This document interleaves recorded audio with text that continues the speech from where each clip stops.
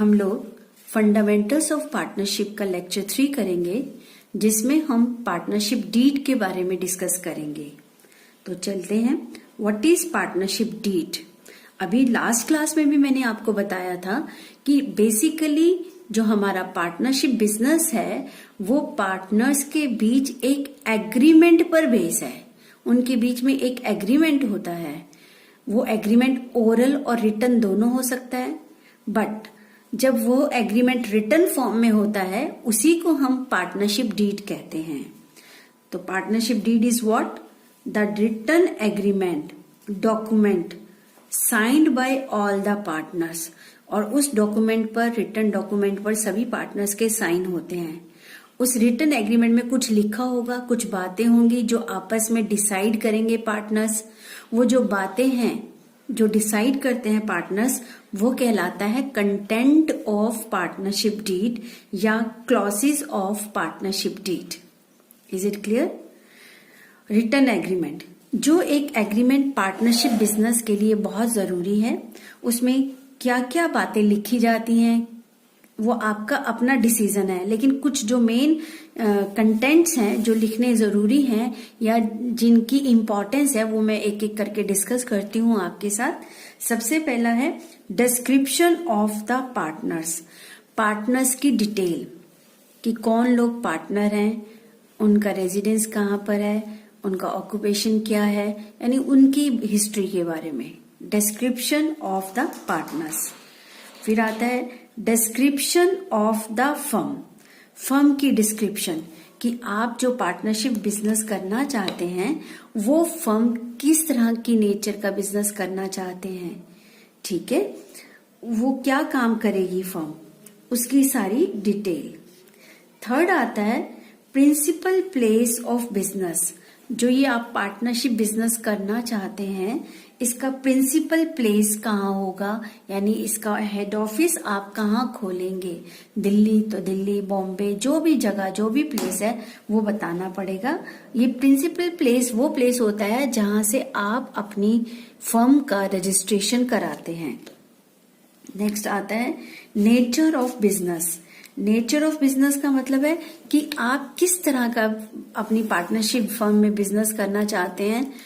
Trading का, manufacturing का है या एजेंट कमीशन बेस है, बहुत तरह के बिजनेस होते हैं। तो उस नेचर को भी यहाँ पर आपको बताना पड़ेगा। कहाँ पर? पार्टनरशिप डीड के अंदर, राइट। फिफ्थ पॉइंट आता है हमारा कैपिटल कंट्रीब्यूशन। कि सपोज अगर 4 पार्टनर हैं तो ये चारों पार्टनर कितना कितना पैसा लगाएंगे। ए बी सी डी, चाहे ए बराबर लगाएंगे या ज्यादा कम लगाएंगे, तो कौन कितना अमाउंट कंट्रीब्यूट करेगा in the form of capital, वो भी यहाँ पर पार्टनरशिप डीड में लिखा जाता है। नेक्स्ट आता है इंटरेस्ट ऑन कैपिटल। ये पॉइंट है कि जो पार्टनर्स कैपिटल कंट्रीब्यूट करते हैं बिजनेस के अंदर, फर्म के अंदर, उनके पैसे पर क्या फर्म इंटरेस्ट देगी। क्योंकि आपको मैंने 11th में बताया था कि हम अकाउंटिंग सेपरेट एंटिटी कंसेप्ट को ध्यान में रखकर करते हैं, जिसके हिसाब से बिजनेस, पार्टनरशिप बिजनेस भी एक अलग अस्तित्व रखता है।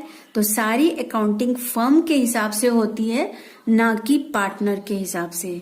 तो उस फर्म में पार्टनर्स ने जो कैपिटल लगाई है उसके ऊपर उसे इंटरेस्ट मिलेगा या नहीं, ये उनका अपना डिसीजन है पार्टनर्स का। अगर वो कहते हैं कि हम फर्म इंटरेस्ट देगी तो ये बात उन्हें इंटरेस्ट ऑन कैपिटल लिखना पड़ेगा और साथ ही ये भी बताना पड़ेगा कि किस रेट से देना है। रेट क्या होगा ये भी बात आपको पार्टनरशिप डीड में लिखनी पड़ेगी। पहली बात देना है या नहीं देना, ठीक है। दूसरी बात रेट, ठीक है। पहला देना है या नहीं ये भी लिखना पड़ेगा और क्या रेट होगा। ऐसे ही आपका 7th पॉइंट आता है इंटरेस्ट ऑन ड्राइंग।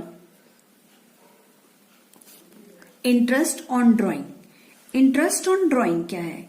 आप जानते हैं कि जब पार्टनर्स बिजनेस में से अपने पर्सनल यूज के लिए अमाउंट विड्रॉ करते हैं या गुड्स विड्रॉ करते हैं, anything else which they withdraw for their personal uses, उसे हम ड्राइंग्स कहते हैं।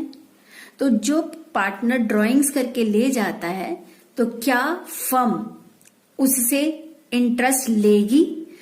अब यहां पर इंटरेस्ट लेना है, लेगी या नहीं, पहली तो ये बात। दूसरी बात, रेट क्या होगा, ठीक है ना, तो वो भी डिसाइड करना होता है।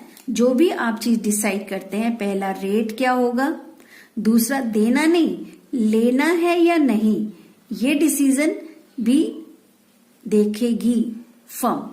अगर लेना है तो इस पार्टनरशिप डीड में लिखना पड़ेगा, नहीं लेना है तो लिखना पड़ेगा, लेना है तो क्या रेट होगा वो भी डिसाइड करना पड़ेगा, ठीक है, ताकि बाद में आने वाले किसी भी तरह के झगड़ों से बचा जा सके।